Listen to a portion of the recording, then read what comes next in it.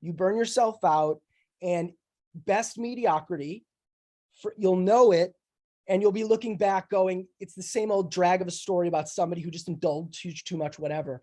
And then by the time I was 36, I had gone back and forth and back and forth so much of a year, stopping for a year, running marathons, like going to extreme, like in order to fill that void. And then obviously over time, you calm down a little bit, you learn to balance, you learn that you're just as energetic and fascinated about information and knowledge and experience. So if you fill yourself with that, then it's all started to take off. Then I started to, because the fulfillment, it doesn't matter what happens on the outside. Like, I got this.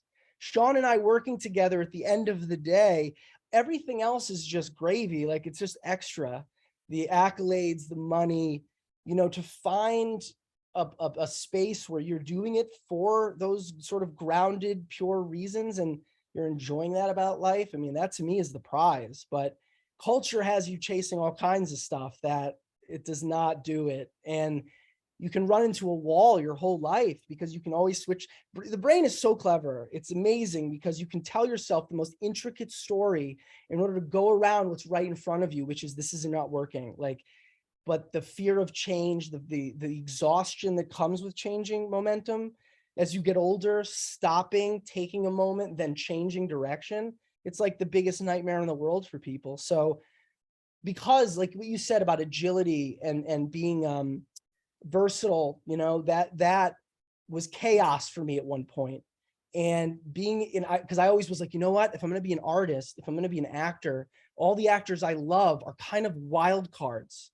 So I also emulated that lifestyle, which was destructive, which was definitely what I was doing, because I associated that with great, like, guttural, heartfelt talent and like expression, like these people like Sean Penn and like these guys who were like really, but eventually you just sort of learn that, like, oh, these are human flaws. These are like, I understand why people depend on those states in order to get where they are, but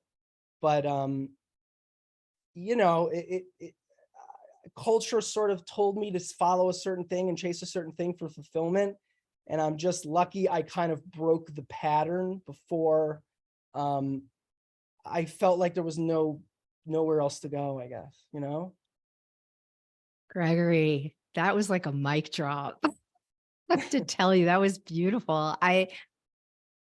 I feel